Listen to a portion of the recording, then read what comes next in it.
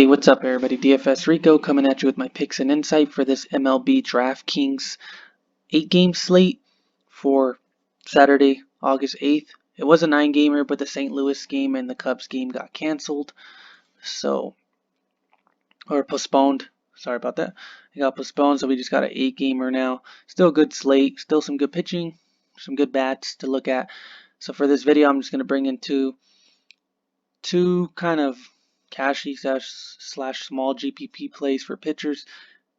And the same thing, two stacks for cash and like small GPP contest. So if you want more like GPP plays, I do have a Patreon for $10 a month over on. I will put it in the description if you guys want to sign up for that. $10 a month. I do GPP plays for NBA, MLB, and I do videos for League of Legends as well, which are doing pretty good right now, honestly. But yeah, so let's get to it. Also, if you can like, comment, subscribe, I really do appreciate it. All that good stuff, I appreciate it very much, guys. If you have any questions, just ask in the comment section, and I'll try my best to get back to you guys as well. So first thing I want to do is let's go over to pitchers. Well, let's go over the starting lineups. We could look at the over/unders. Scrolling down, I mean, you got the Twins with a 5.27 over/under, which isn't too bad. I think they're the highest on the slate, honestly, which is kind of crazy. I think maybe the Dodgers are, if I remember right. Nothing too crazy here. 5.16 for the Red Sox isn't bad.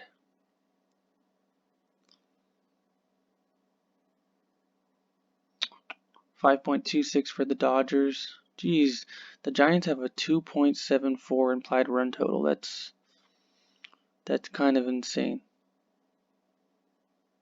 That is very low. That's the lowest on the slate.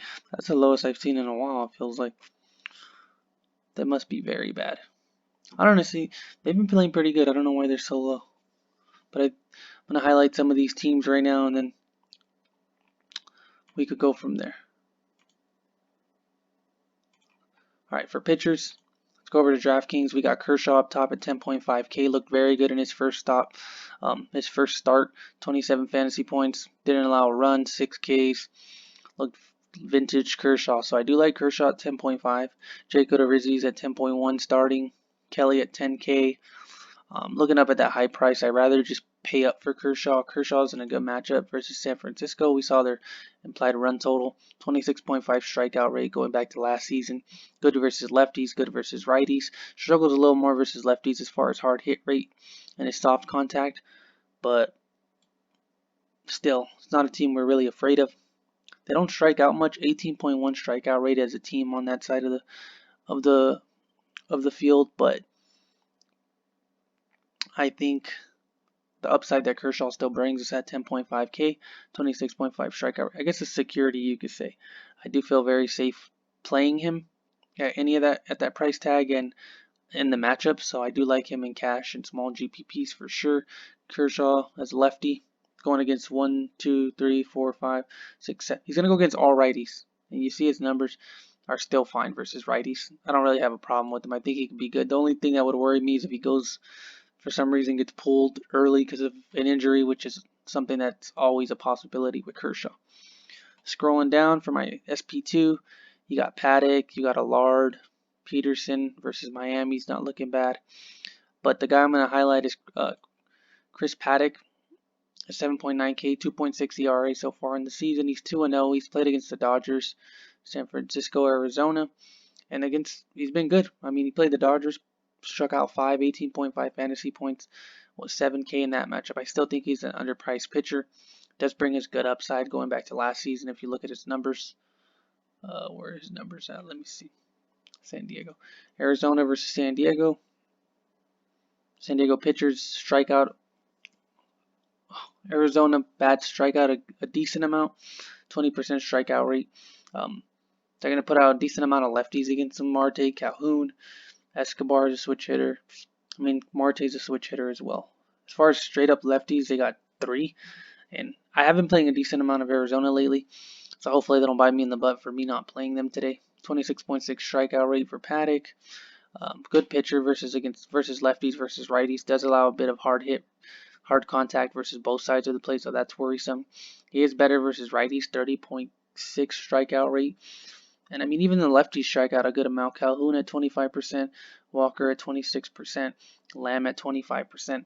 I just like his price tag and the upside he gives us at that. Like I said, he's had some tough matches. I think he played against Arizona. He played against Arizona earlier in the season. Let's see. Yeah, and he put up 22.5. He struck out 4. He looked good. He went 6 innings. Hopefully, if he could give us 6 innings at 7.9K, I do like him. And he is in a better ballpark also for a pitcher as well. So that we have that going for us. So that's good. Let's get over to bats. First team of bats I want to talk about is going to be Minnesota. Where are they at? Let's go to Minnesota. That's the second team I'll talk about. Minnesota is the first team I want to talk about as far as hitters. Let's go to Minnesota. Looking in good in a good spot. We saw their over under. It's like 5.28 or something like that. They have a good over under. Going against, where is he? Duffy, is it? Yeah, Duffy, a lefty, doesn't really scare us much. His ground ball rate's not good. His line drives, his fly balls, he's not really good at anything. His strikeout rate's not good. His walk rate's not good. Going against a really good hitting team with Minnesota. I know the lefties are in a tougher matchup versus Duffy, but I don't mind playing even the lefties against this guy. They are cheaper. Doing like a stack with the first piece, obviously, I would put in is 5.1K Nelson Cruz. It gives us 3,800 per player. Started off really good in the season, hasn't been as good lately, but we all know he has 2 home run upside. We've seen it earlier in the season for him. He already has 3 home runs on the season. Still a good play at 5.1K. The next guy I would play, where is he? Marwin Gonzalez has been looking a lot better lately. At 3.2K, he kind of just brings your price up. You know, he's at 3.8 now. Good play. 3.2, he's been looking good against both sides of the plate, honestly. He is a switch hitter. He hit a home run yesterday. He's been looking a lot better. He didn't start off as good on the season, but he's looking a lot better lately. Where is he at? 0.158 ISO. Not much pop. 0.348 WOBA. Has a good WOBA. Doesn't strike out much. Doesn't walk much either, but his hard hit rate is solid. His contact is solid. I just like the savings on him. I think the savings on him is where I'm going to go. The main reason I'm going to play him, you're going to want to pay down for some guys on this stack because of the fact that they will be pretty pricey if you try just, jamming in all the pricey guys for sure. And then Polanco's the next guy I would hit on. 4.2K. Going over to his numbers versus lefties. Not the best, but at 4.2, I still think that's a discount on him. We know what kind of upside he brings. 43.8 hard hit rate, 81% contact is what I like to see. He's going to put the ball in play. And like I always mention with him, if he's going to put the ball in play and if he can get on base, I really like that play at his price tag. That's it for Minnesota. I mean, if you want to bump it up from a 3-man stack to a 4 or 5, go ahead. He's still got a decent amount of money left, cash left. And we know the MLB eventually some plays open up with value, which will be like minimum price, and you will be or like 3K, and you'll be able to jam in even more pricey bats as well. The next team I want to talk about is Boston at 5.18 implied total, if I remember correctly. Where are they at? 5.16 run implied total, which I do like them as well. And one thing I've been seeing, where are they at? I was looking at Benintendi, and this was just this morning. Red Sox manager Ron Ronicki hinted that Benintendi could be replaced by Alex Verdugo as the team's leadoff hitter. And if that happens, I have a lot of interest in Verdugo as a lefty versus a righty. At 3.3K, another guy, like I mentioned earlier, you're going to be able to save on. He's been very good the last 2 games. Hit 2 home runs in the last game, one home run in the game before that. So if he's going to be leading off, it's not even the fact that he's been playing good lately. There's the fact that he's going to be leading off at 3.3K. And you got guys coming up behind him like Martinez, Devers, Benintendi, or Bogarts. Just guys like that could bring him home. I don't mind playing him at that price tag, even if he's batting 6th, which I think if he doesn't bat first is usually what he bats. 6th or 7th, right behind Vasquez, which I actually do not mind myself. Going over to plate IQ in their matchup versus Anderson. I mean, you got a good lefties, Benintendi, Devers, Mitch Moreland, Vertigo. Mitch Moreland has been solid. 0.307 ISO, 0.375 WOBA. They don't strike out much.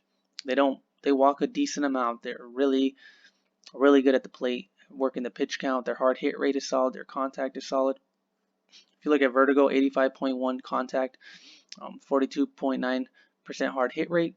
So I do like this matchup for the lefties a lot, but I mean, don't not play Bogarts. I mean, Bogarts is like 4K. If you don't want to play Polanco and you want to plug him in instead, I don't mind that. Martinez is the priciest guy on the team, 5.3, followed by Devers at 4.9. But I don't mind Devers either. You see his WOBA and his ISO versus righties. Very good. Hard hit rate, good play at 4.9. I'd probably play Devers over Martinez. I know he hasn't been the best play this season, but as far as his numbers, honestly, neither of them have been that good this season, but I just prefer the matchup at that point, at his price tag. But I think that's it, guys. Thanks for watching, guys. I appreciate it. Hopefully some of these plays help you guys out. Like, comment, subscribe. Thank you, guys.